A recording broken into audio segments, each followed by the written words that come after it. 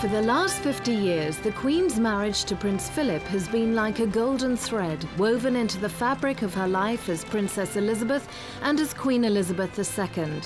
In the massive change which her kingdom has undergone during her reign, the Queen's relationship with Prince Philip has been a welcome constant and a source of reassurance to her subjects. It all began officially with their engagement in June 1947.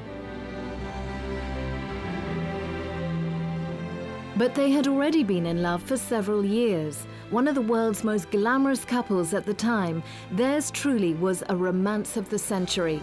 In November 1947, amidst cheering crowds, they made their way to Westminster Abbey to be married in a magnificent ceremony. Elizabeth's wedding dress of white satin was embroidered with 10,000 seed pearls and crystals to form the illusion of a mass of flowers, including the Rose of York. The train, over 18 feet long, proved almost too much to handle for her pages, her cousins Prince William of Gloucester and Michael of Kent. When the royal couple appeared on the balcony of Buckingham Palace, they were greeted by huge crowds. It was hard to believe that the King and the government had originally planned a family wedding at St George's Chapel for fear that a large ceremony would offend the British people, still beset by rationing. Most of the jewellery worn by the royal family had been in store since 1939.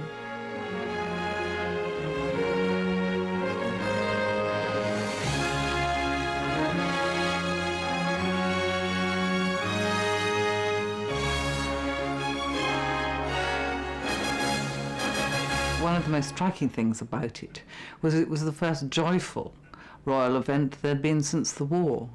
And Britain had been through very difficult times of poverty, of people without homes after all the bombing of the cities. It was a very, very depressing time. And Churchill described the wedding as a bright ray of colour on the hard grey road we have to travel.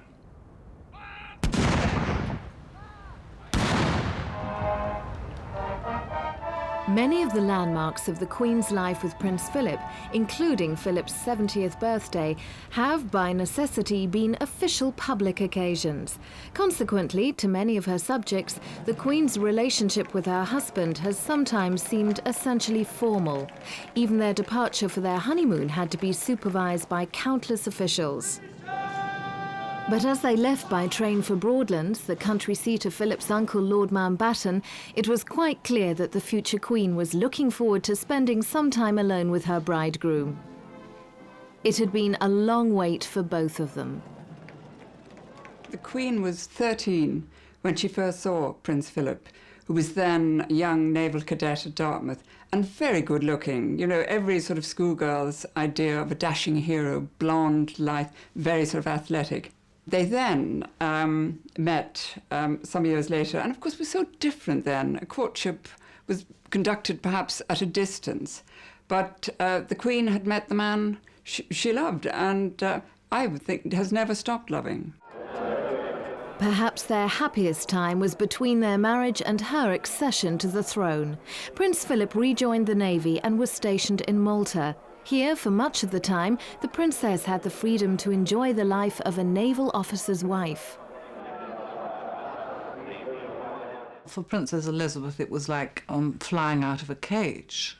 After all, she'd been brought up during the war at Windsor Castle, very much isolated. And there in Malta, she just lived the life of any naval wife, going to dances, going to parties, going to beach parties, just living a totally normal life. And it was perhaps the happiest period of her life. During this near idyllic period, Prince Charles was born. Charles's grandparents, George VI and Queen Elizabeth, his great-grandmother Queen Mary, and the entire nation were as excited at the birth of the second in line to the throne. Sometimes Princess Elizabeth and Prince Philip shared their enthusiasm as new parents with the newsreel makers of the day, anxious to show the progress of their son to his future subjects.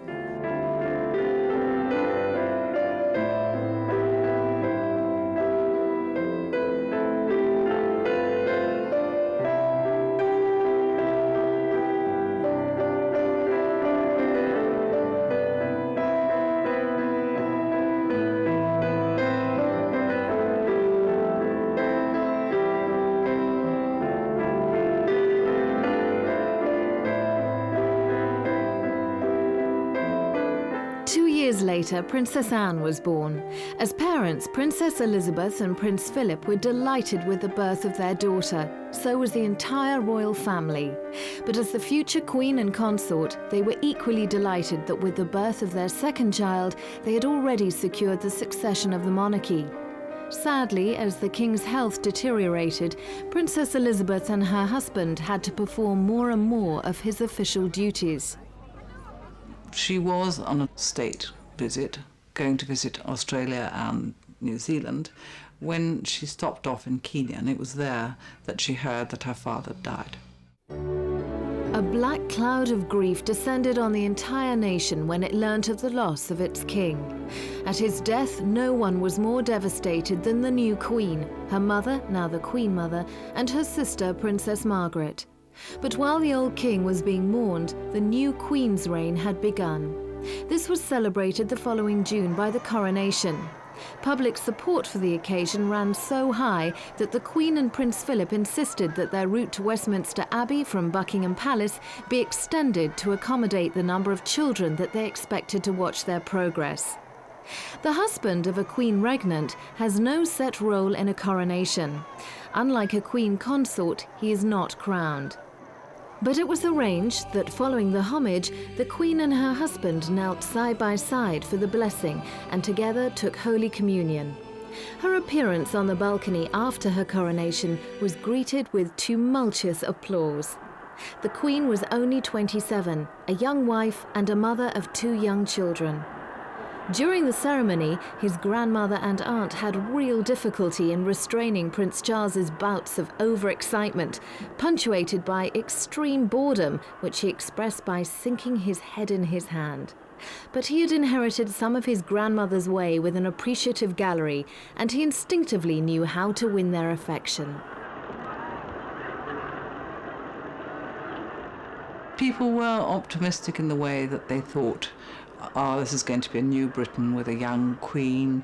And then on the day of the coronation came the news that Hillary and Tenzing had conquered Everest, and this was another terrific morale booster.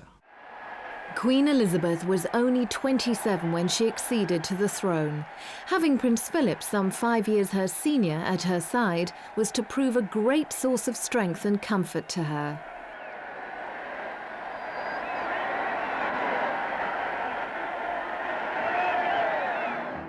Within 5 months of the coronation, the Queen and Prince Philip made amends for the official tour they had abandoned on the death of her father by embarking on a 6-month tour of the Commonwealth.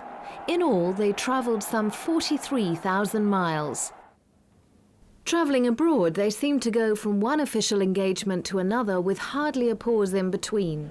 Some critics have argued that the Queen was so preoccupied with her duties, it appeared both she and Prince Philip were guilty of neglecting their duties as parents. A queen from far away, but as your queen.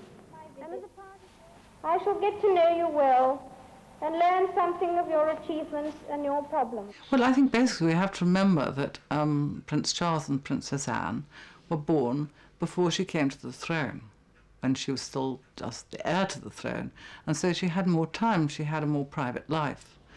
As soon as she acceded to the throne, she had so much to do, so much to learn, huge Commonwealth tours to do, which in those days, before jet planes had really caught on, took months. After long absences abroad, the Queen and Prince Philip saw their children and grandmother as soon as they could.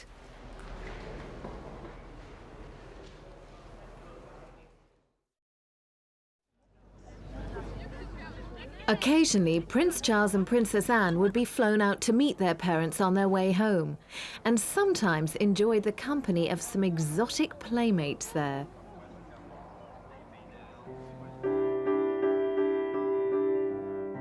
Sometimes the Queen and Prince Philip were able to relax with Charles and Anne in the tranquil setting of their royal homes at Sandringham or Balmoral.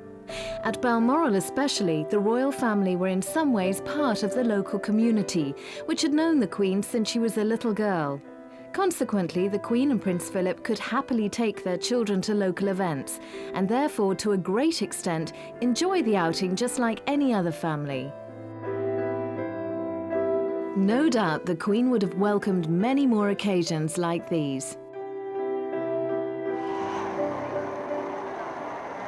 But the business of being Elizabeth II and Prince Philip goes on almost round the clock.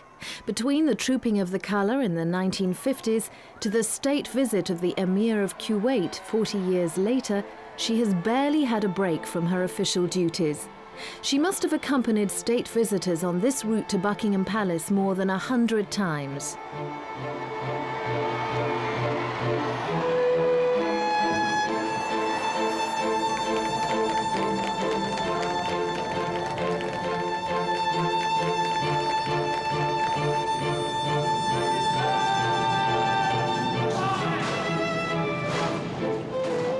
Years before she received the Emir of Kuwait, she received King Faisal of Saudi Arabia. Each visit by a foreign head of state requires a massive research to ensure its success. Not only must she be fully conversant with her visitor's personality, likes and dislikes, but also the political situation in their country and its relationship with Britain.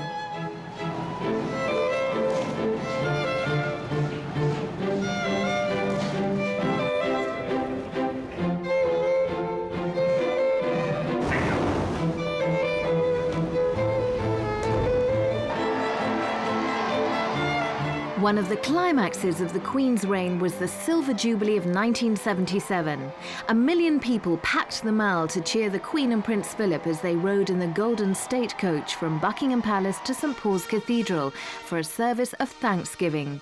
Here she was accompanied by both Prince Philip and Prince Charles. After the service, she went on a walkabout through the City of London. Some of her subjects regarded the Queen's open enjoyment of mingling with the crowds as out of character. She comes from an era when it was not done for those people to be demonstrative in public. And sometimes she said after a day of meeting people, you know, I simply ache with smiling, but as can find it, it's a sad thing. She doesn't have a smiley face. But where she was actually very touched and very natural was the time of the Silver Jubilee, going through the streets, and the people came out once again and shook her warmly by the hand, and she was astonished by this. I think she gets a lot of her shyness from Queen Mary, the same sort of uprightness and inability, and yet so caring.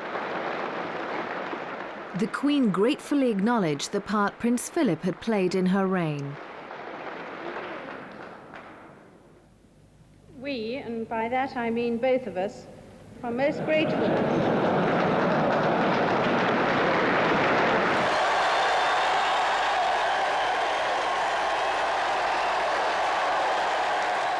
Earlier, she reiterated the pledge she had made as a young princess in 1947. I declare before you all that my whole life, whether it be long or short, shall be devoted to your service and to the service of our great imperial family to which we all belong. God help me to make good my vow, and God bless all of you who are willing to share in it. The Queen made that declaration near the end of the royal tour of South Africa in 1947. One purpose of the tour was to thank South Africa for its effort in the Second World War. Another was to stop the rise of the Nationalist Party, which planned to disenfranchise the black population. The tour's subsequent failure to achieve this aim was a great disappointment to the Queen. And so, years later, she took great pleasure in her visit to South Africa after the abolition of apartheid and its readmission to the Commonwealth, and in receiving President Mandela as South Africa's first black president. During their visit to South Africa in 1947, the royal family was given a rapturous reception wherever they went. To accompany their children on the tour, King George VI and Queen Elizabeth had taken their favourite equerry, Group Captain Peter Townsend, with them. Fatefully, as the tour progressed, his friendship with Princess Margaret deepened. Her wish to marry Group Captain Townsend after his divorce from his first wife became one of Elizabeth II and Prince Philip's most difficult problems. I have to say that they didn't cope that well. Firstly, they tried to pretend that the problem didn't really exist and that it would go away, and that probably Townsend and Margaret, their romance wouldn't last. What was interesting about it at the time was it was the first time that the public really felt that the royal family's private life was part of their life and that they had the right to comment on it. When Princess Margaret went to the East End with a friend of mine to visit settlements there, all the women in the street would say, you know, go for it, Meg, you know, you do what you want. Now, this is the first time that the royal family had experienced that kind of personal interest in their private affairs. For allowing her sister's love match to be vetoed, some critics have accused the Queen of cruelty. I think the Queen behaved beautifully and very humanely to her sister. I think perhaps very early on steps might have been taken to part the couple before it got too serious, and nobody did anything. It was a very difficult time for Princess Margaret. After all, her adored father had died, and she still felt his loss, and she found in Townsend a very sympathetic shoulder to cry on, and he was very popular with the royal family, particularly with the Queen Mother. And he and the Queen Mother and Princess Margaret very much part of the same circle at Clarence House. Unlike previous Dowager Queens, the Queen Mother did not bow out of public life on the death of her husband. On the contrary, she issued a declaration that she wanted to continue with the good works that she'd been carrying out whilst Queen, and ever since she has remained a pillar of the monarchy and a source of strength to her daughter.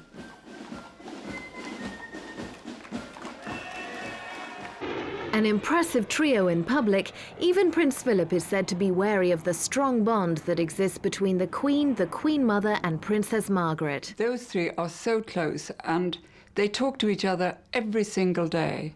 And the Queen and Princess Margaret will sometimes pretend to be exasperated with Mummy, as they call the Queen Mother, when she buys yet another outfit, you know, incredibly extravagant, and appears, you know, swathed in chiffon and flowers, and they say, "Oh, Mummy, what, you've been spending money again." But of course they totally adore her, and they love this frivolous, extravagant side to her. And in fact, the Queen pays for the Queen Mother's racing and for her horses. I mean, they totally indulge the Queen Mother. And the Queen and Princess Margaret have a very close bond, and in times of difficulty, Princess Margaret will be very supportive, and the Queen of her.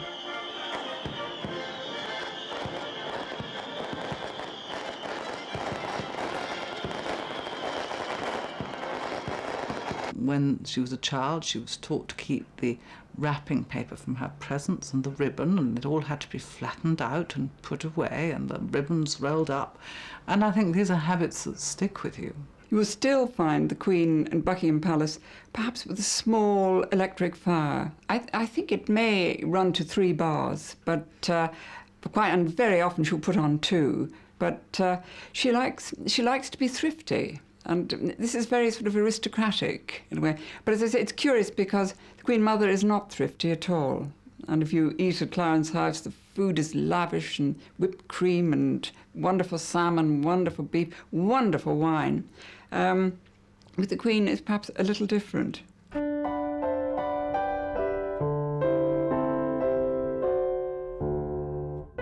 In February 1960, the Queen gave birth to Prince Andrew, her 3rd child, almost 10 years after Princess Anne was born.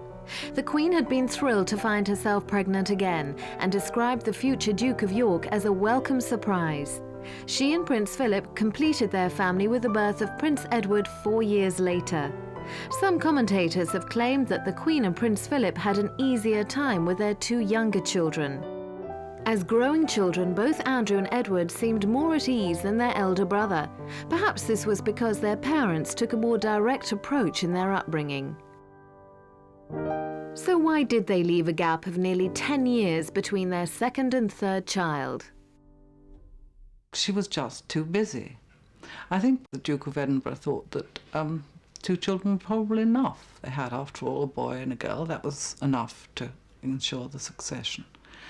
But then I think, as the Queen, like many of us, at a certain age, becomes a little broody and thinks how nice to have a baby, and that's what happened. Once you have one baby, you ought to have another to keep you company. All of Prince Philip's sons followed him to Gordonston, where he had been one of Kurt Hahn's first pupils. He is very much a boss in the home. He was the one who decided that the boys should go to Gordonston, whereas the Queen herself might have preferred Eton. We know that this has not been an immense success, and the poor Prince Charles was deeply unhappy there.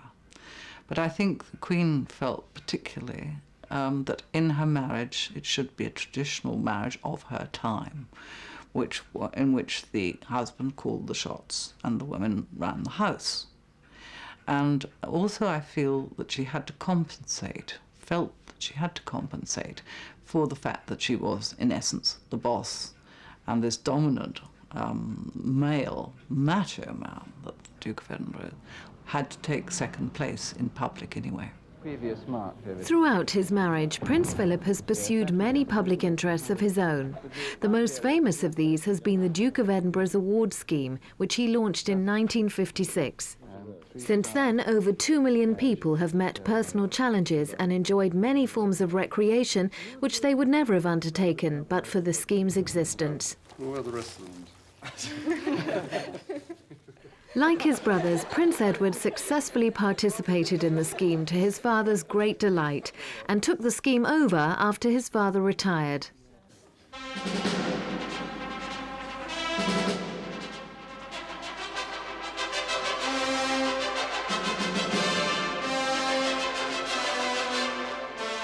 (1973) saw the marriage of Princess Anne. It was celebrated with a royal wedding in Westminster Abbey, as befitted the only daughter of the Queen and Prince Philip. In the spirit of the times, Anne married the untitled Captain Mark Phillips. There was a substantial gulf between their social backgrounds, but they were united in their passion for horses. Mark Phillips was a member of the British Olympic team when he met Anne in 1968. The Queen and Prince Philip were apparently happy about the match, and so were the British public, who turned out in vast numbers.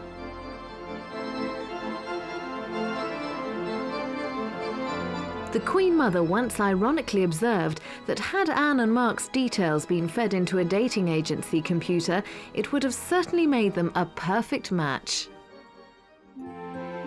Princess Anne's marriage was to end in divorce, but not before it had produced the Queen's first 2 grandchildren, Peter and Zara Phillips. Anne would often bring her young family to join her unmarried brothers and her parents at Balmoral, where altogether they would enjoy a well-earned rest.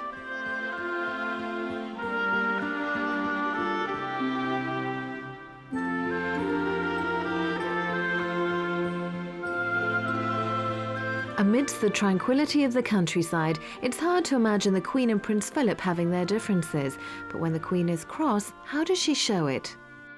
The Queen will call Prince Philip darling, but if she's in public or she's cross with him, she'll call him Philip. And one knows then that things are a little glacial.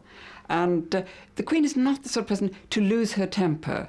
I think if there's a blistering row about something, she will probably go out and ride her horses or go and feed the dogs or groom the corgis, and he may stomp about a bit. But the Queen, her voice is not raised loudly, but everyone is aware if she is displeased and not amused.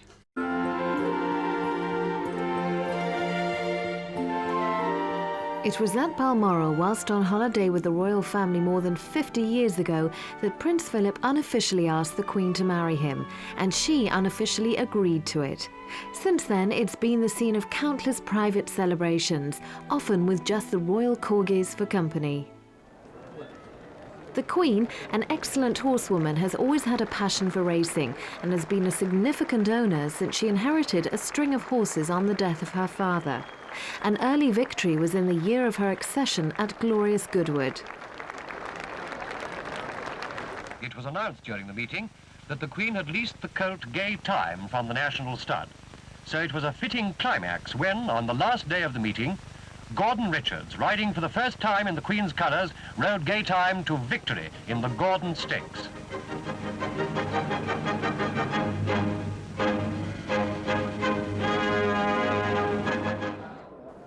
then, the Queen has gone on to win all the English classics except the Derby. But whatever the result, horse racing has always given the Queen enormous pleasure. She has tremendous knowledge of horses and horsemanship and breeding, but it's gone way back, and there's a little story which I think is just so lovely about her and about racing. She's very fond of her trainers, and years ago, there was a trainer called Captain Charles Moore, very old man, who was very, very ill. And she went to see him with the Queen Mother, and she said, "Well, how are you, Captain Moore?" "Well, ma'am," he said, "to tell the truth," he said, "I feel like a rabbit that's just been bolted by a ferret." She said, and turned to the Queen Mother. She said, "Well, I've been called many things behind my back before, but I've never been called a ferret to my face before." A race meeting is one place the Queen makes no effort to hide her emotions. You can see the sort of absolute girlish glee with which she treats them. A win, she'll run down, to get a better view, and, her face lights up as you never see it light up on public occasions. This is when you see the Queen really excited, absolutely natural, excited. You see her nudging the Queen Mother, whoever is beside her with binoculars up. It's marvellous to see, because this is the Queen at play. Sometimes the Queen is quite content to spend her time keeping her corgis happy, while Prince Philip enjoys his favourite equestrian sport. Since a wrist injury put paid to his polo-playing career, this has been carriage driving. This is a more sedate sport than horse racing, but is still fiercely competitive. No doubt drawing on the Queen's legendary knowledge of bloodstock and horsemanship, the Prince became one of the world's leading competitive drivers, winning at meetings at home and abroad. Apart from the natural stimulation of the sport, it also offers Philip a good chance to unwind from his public duties. When technical problems arise, the Queen shares Prince Philip's concern, but she makes certain that he doesn't become so preoccupied with them that he forgets to give his horses all the encouragement they need and deserve. The show is running 20 minutes early in the main ring, so this is a 20-minute call now for you. Please note that we are running 20 minutes early.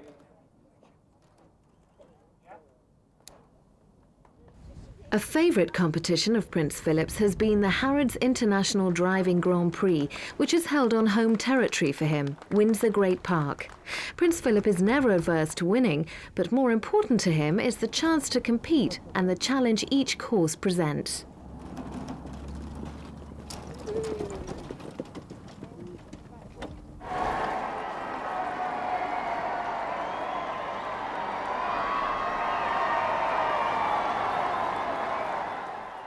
The 34th year of the Queen's marriage saw the wedding of Prince Charles to Lady Diana Spencer.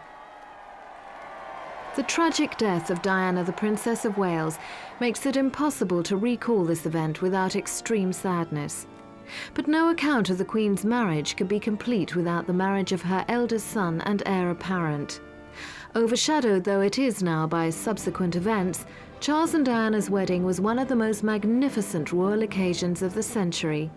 It would be impossible to pass over the nation's massive enthusiasm for this occasion. Huge crowds flocked to London and an enormous audience watched the ceremony on television. There has never been better evidence for the deep affection the British people had and continues to have for its monarchy. One of the many national rituals the Queen performs is the state opening of Parliament. In the Queen's speech, she outlines the forthcoming programme of legislation. There are numerous other rituals more intimately connected to the throne, which the Queen dutifully performs every year. Among these are the investitures of the several orders of chivalry over which she presides. The most senior of these is the Order of the Garter. Those who've been appointed to the order include several foreign royalties, as well as senior members of the British royal family, senior members of the nobility, and the most distinguished former politicians and servicemen. As the Knight of the Garter, Prince Charles used to attend these ceremonials with Princess Diana. As head of the Commonwealth, the Queen fervently believes in this unique international club, the curious grouping of countries which encompass a quarter of the earth. In many ways, she is the Commonwealth, and she sees it as a central part of her role to ensure that the Commonwealth is preserved and strengthened. Since she came to the throne, virtually every nation in the Commonwealth has achieved independence, and most of them have opted to be republics so that the Queen is no longer their head of state. Many people believed that, because of this, the Commonwealth would disintegrate, but the reverse has proved true. Prince Philip has shared the Queen's commitment to this family of nations by accompanying her on all her Commonwealth tours. He has also undertaken several tours on his own to some of the more remote regions. Despite all the Commonwealth conferences that have taken place during the Queen's reign, it can still prove extremely difficult to get its leaders organised for the official photo. This can irritate the Queen, who is always keen to get the formalities over with so that she can renew old friendships.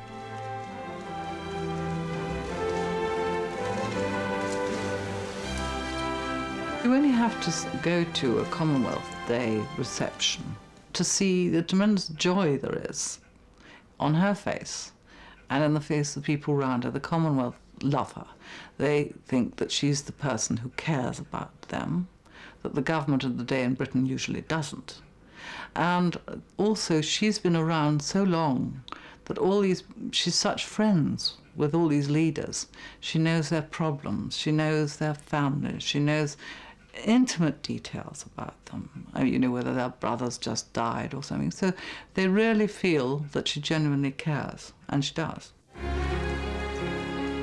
Breaking with all tradition, Queen Elizabeth II was the first English monarch to meet the Pope since the establishment of the Church of England by Henry VIII.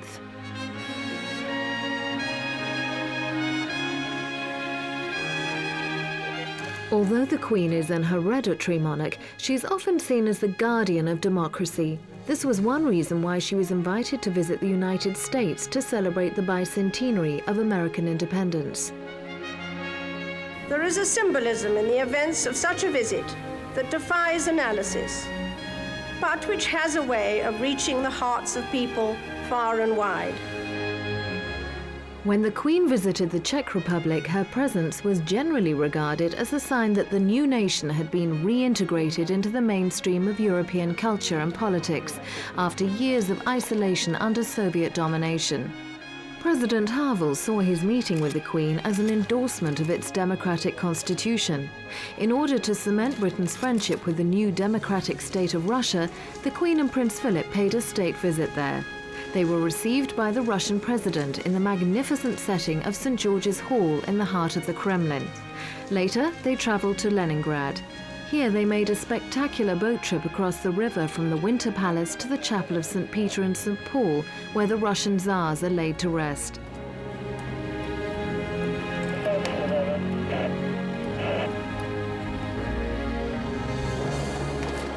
They also attended a commemoration of the 600,000 Russians who died of starvation in the 900-day siege of the city in the Second World War. This was a rare British acknowledgement of Russia's crucial role in the Allies' defeat of Nazi Germany. One evening, the Queen and Prince Philip furthered cultural relations between Russia and Great Britain by attending the Bolshoi Ballet. The Queen also entertained the Russian president and his wife, Mrs. Yeltsin, aboard the Royal Yacht Britannia with a banquet in true royal style. The Queen and Prince Philip's second son, Prince Andrew, married Sarah Ferguson in July 1985. There was unrestrained excitement during the celebrations, led by the Princess of Wales.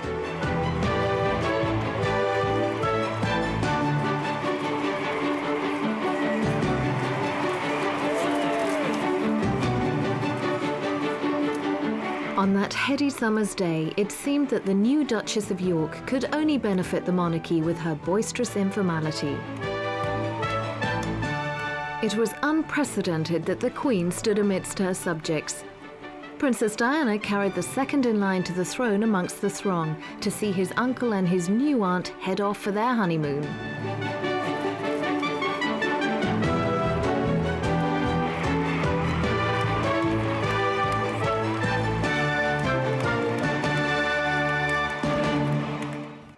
Queen was initially very fond of both her daughters-in-law, but the problem was she didn't fully appreciate the gulf which existed between her and them. Their backgrounds are so very different from hers. After all, she'd grown up with it. She'd been used to Buckingham Palace, Windsor Castle as a child. She'd been trained for her job for forever. And so I don't think she fully understood the difficulties that these girls experienced. And I think when it came to the Duchess of York, particularly so, because for the Queen, her own naval days as a naval wife had been absolute joy to her. And the fact that Sarah Ferguson didn't, or the Duchess of York didn't seem to enjoy that aspect of her husband's life, she found very difficult to understand. Although differences were to develop later on, the Queen obviously thought she'd done her best to protect Princess Diana. If we look back, remember it was the Queen who called the editors to the palace in the early days when the Princess of Wales felt she was being pressurised by the press and the media.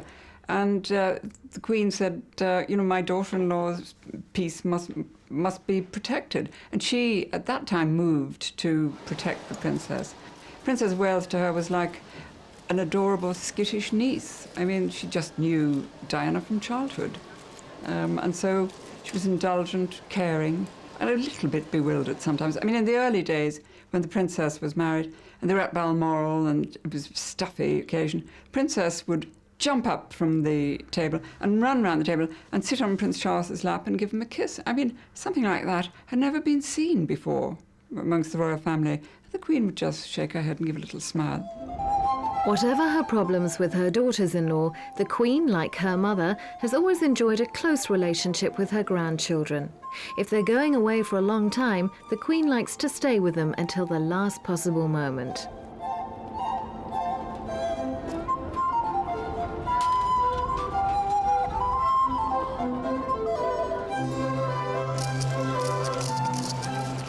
Whether at Windsor, Balmoral or Sandringham, time off with the family is undoubtedly precious to the Queen and Prince Philip.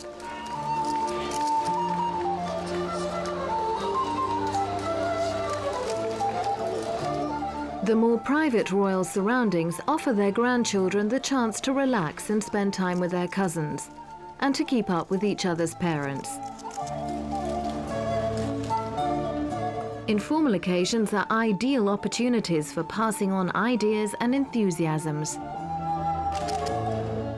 Over the years, it has been known that 4 generations of the Windsors have attended church together, particularly at Christmas time, something not many families can boast. The Queen takes an active interest in all her grandchildren, but in particular, from his earliest days, she has played an important part in preparing Prince William for all of the responsibilities he will undertake when in due course he becomes king. Not only is she an important figure to her grandchildren, but she has been a great support to Princess Margaret's children, the Linleys.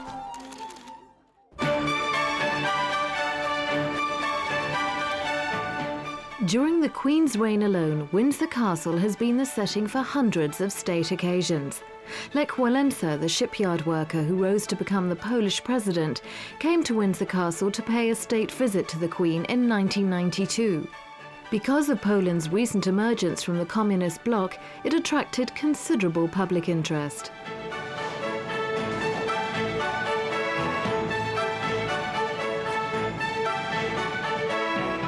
Whatever their previous background, every world leader is given the same ceremonial hospitality and afforded all courtesies by the Queen and Prince Philip.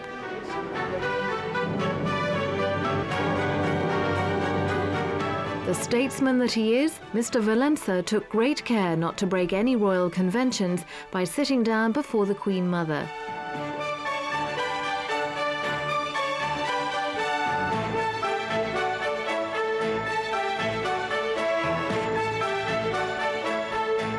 As the occasion progressed, no one had any inkling that this was going to be the last royal banquet in St. George's Hall for many years to come. A few months later, Windsor Castle was severely damaged by fire. Where the finest carpets once lay, there were now only charred remains. Massive timbers, centuries old, had become nothing more than smouldering ashes.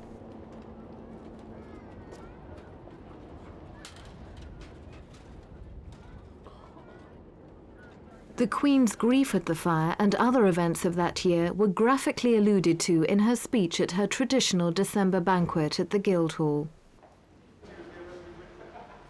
1992 is not a year on which I shall look back with undiluted pleasure. In the words of one of my more sympathetic correspondents, it has turned out to be an annus horribilis. I suspect that I'm not alone in thinking it so. It couldn't have been worse, could it? All the children's marriages going wrong one after another, the tremendous scandals in the papers, the constant attention to the royal family's private lives, and then the outspoken criticism of her, which she wasn't used to. She'd been used to nothing but kindness all her life. And when the public turned on her at the time of the Windsor fire and said, no, we won't pay, I think she was deeply hurt and surprised by this. Still, the Queen could not escape the never-ending treadmill of public engagements. No doubt she had to struggle to keep up appearances when she welcomed the President of Malaysia to an official banquet at the Dorchester Hotel. But the Queen and Prince Philip treated the Malaysian leader and his wife with all their usual charm. If the rift between the Princess of Wales and their son Prince Charles was troubling them, they made certain they did not spoil the occasion for their guests by betraying any sign of it.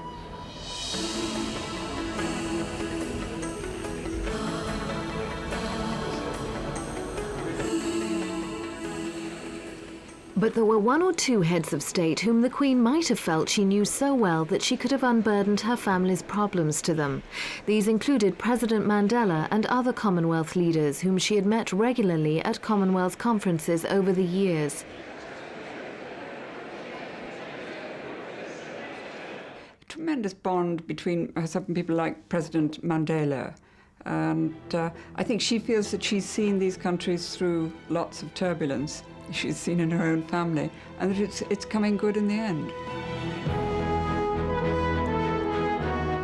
The 50th anniversary of the Allied landings in Normandy in the Second World War was marked by several eye-catching ceremonies both on sea and on land. By this time, much of the British public were preoccupied with the marriage difficulties of the Queen's sons. Her response was to put them to one side and make the most of the celebrations.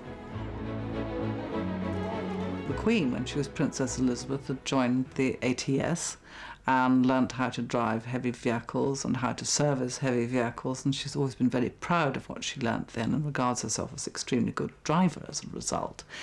And it also conjured up memories of their father, who was the leader during the war.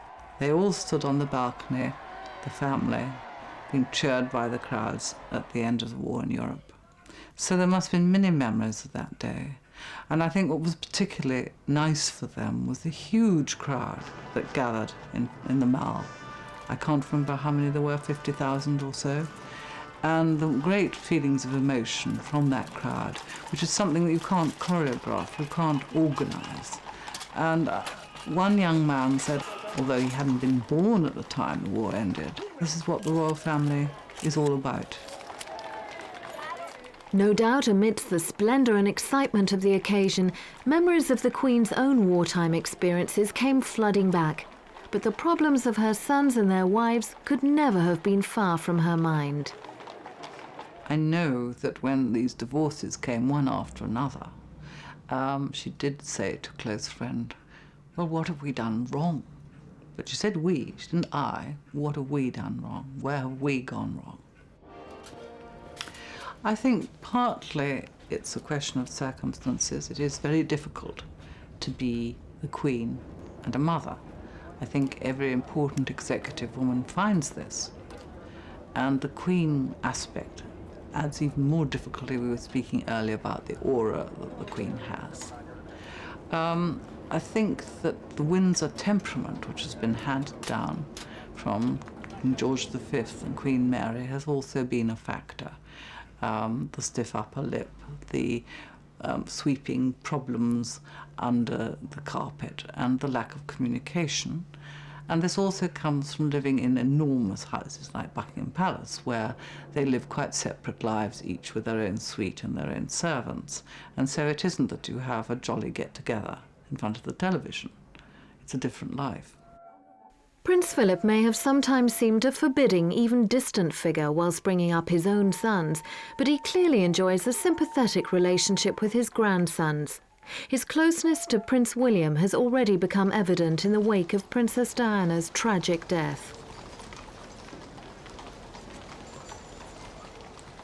Prince William asked his grandfather to walk in the funeral procession. It was Prince William's request. And I think that Prince William is probably the sort of son Prince Philip would like to have had. I think he's very proud of him. And he likes Prince Harry's robustness. And I think he's very devoted to them in his way. The Queen's premature return from her holiday at Balmoral to witness the full extent of public grief before Diana's funeral was unprecedented. The death of Diana will have a lasting impact. I think it probably will be looked at in the history books as the time when the monarchy radically changed its attitude to its past and its future, and really took aboard the necessity for modernization, for a closer relationship with the public, and also, one has to say, a better public relations attitude than they have shown hitherto. But amidst the cause for changes in the monarchy, we should not forget the extraordinary relationship which has existed between the people and its sovereign over the last 50 years and before. Who can deny that when they look back over the great events of this nation's recent history, the images of the Queen inevitably come to mind? In good times and in bad, the Queen has continued to represent her nation's independence, even identity.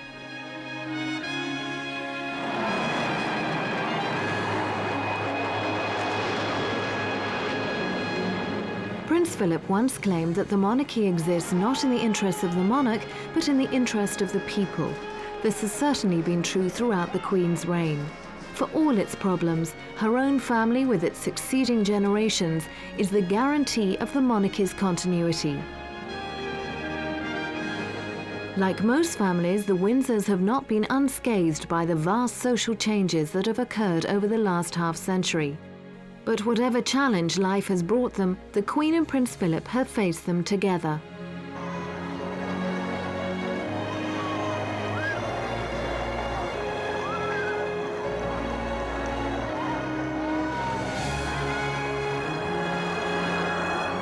Thank goodness that while her subjects look forward to their monarchy changing with the times, there is so much the Queen and Prince Philip can look back on with pride, not least that royal romance which began over 50 years ago.